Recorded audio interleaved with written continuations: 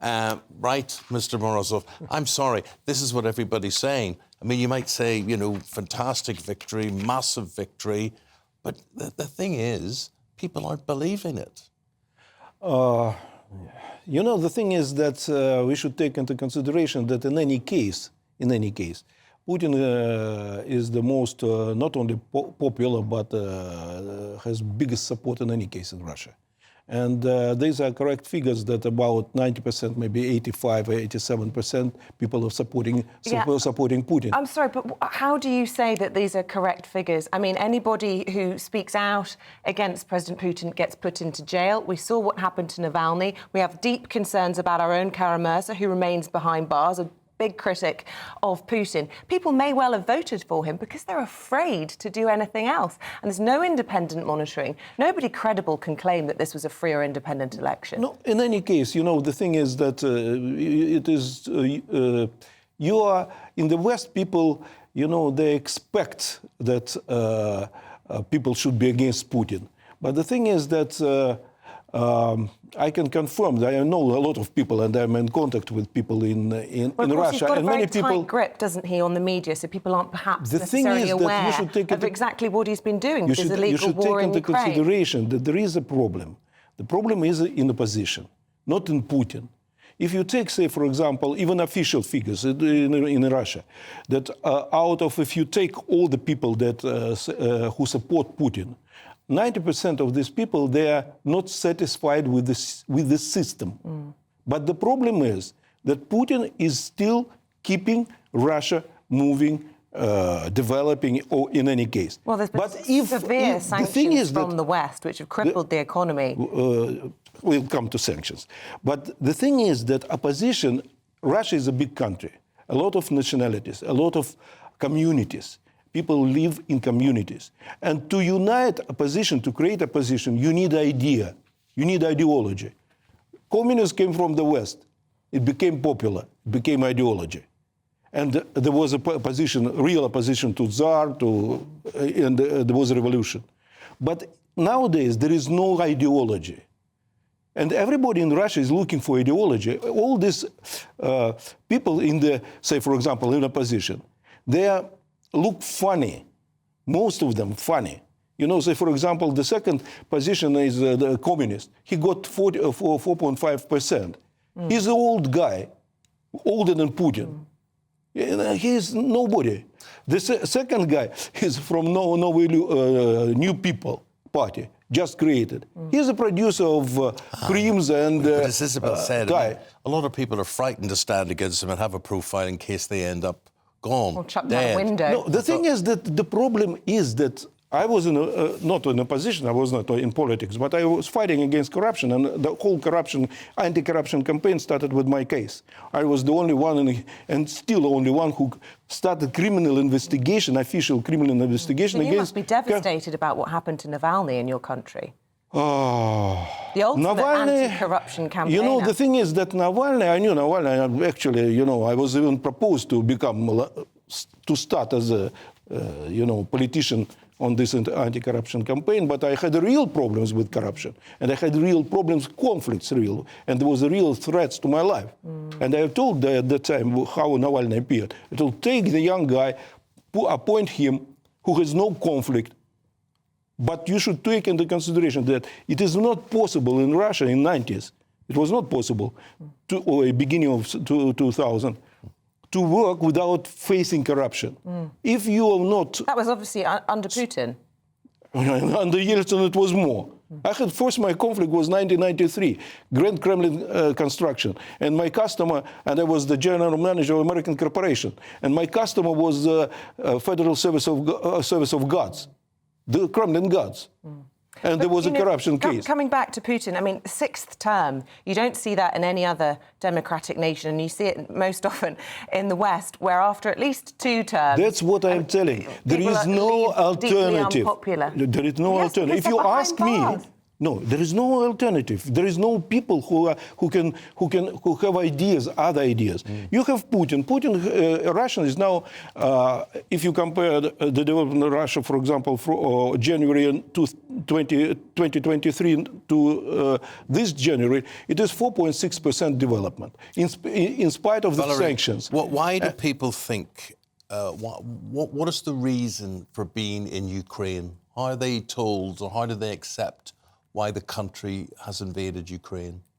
Invasion of Ukraine was a grave mistake by Putin. But the problem is, not the problem, but he managed, and he was forced or framed, because even from people inside in Russia who wanted him to get into Ukraine and as a trap. Yeah. But he, because he was suppressing, for example, army, the Russian army, he came with this. He was suppressing politically and suppressing the army, military-industrial complex. And there were a lot of people who were interested in the development. So they also pushed in this direction. But the thing is that he managed to survive. He managed to adjust to the situation. He's changing now elites. He's changing policy. He is developing military-industrial complex, which people wanted to develop. You should understand that in Soviet Union, 80% of the industry was military-industrial complex, and suddenly it was suppressed. I heard Donald Trump last week saying if he was in charge, if he becomes president again, he said he will have this war over in a day. No, yes, because there are two problems. First, Russia and Putin cannot stop this war just like this because of differences in Ukraine and Russia as civilizations.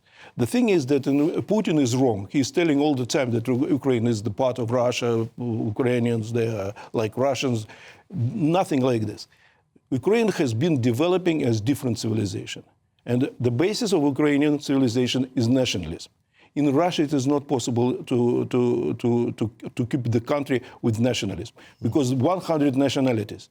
And if you take, say, for example, who are fighting on the fronts in Ukraine, in the Russian army, a lot of small nationalities, not even Russians, including Ukrainians itself. So, I mean, citizens of Ukrainian, but Russians. Well, we saw what happened with the Wagner Group and Prigozhin being This was the group of the retired officers kicked out during Yeltsin time and Putin time. And they were really angry with Putin and they were paying him back. They were they were the people who also were behind this. They wanted Russia to get into the war and to understand that the war is required to develop industries, to develop the army. Valery, answer me this. I was in Russia quite a lot, in Moscow, 4 years ago, right? Yeah. And I was in Ukraine as well. And my impression from Moscow was that the people that I met over that period of time just wanted to be westernized. They wanted to drive Western cars. They wanted Western shops. They wanted the sort of life that I'm having, that you have here and whatever. But then that's Moscow and that's St. Petersburg. Russia's a vast country. Would I be right in saying that people may think differently in those big cities than they do elsewhere in the country? I think yes, and that's why, but the difference also is between St. Petersburg and Moscow. Moscow recently, maybe since the Khrushchev times, 1960s, it became more Western. But before Moscow was it was called the big village. People were, and this is old Moscow. Yes. And Romanov's family, they were not happy in Moscow. That's why they were more pro-Western, and they created St. Petersburg as the Western city. And if you go, of course, to Russia, Russians, they are more live in communities. Say, for example, Ukrainians, for them first is family. And state is the last. For Russians, community is very important, and state is providing security for all these communities. That's why central power is important, and they need Tsar. You forget about all Russians speaking about democracy, because when they all believe and they will say, yes, West, yes, the West, this and that, we like culture, everybody is fond because we are brought up with the writers, you know, this and that. But when it becomes a problem, any Russian will start looking, where is Tsar, where is power? Because the center of power. Will Putin last 6 years? Will he last? I am not very sure.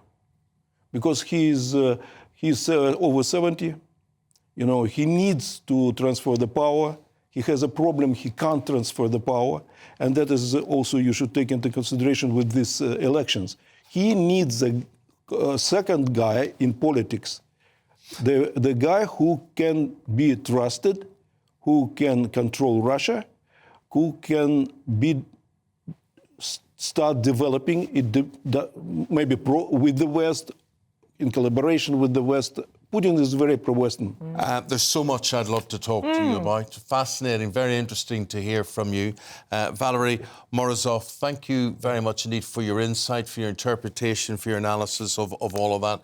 We'll see what our viewers and listeners think. gbviews@gbnews.com. The Russian presidential election, Putin wins with 87% of the vote. That's some victory.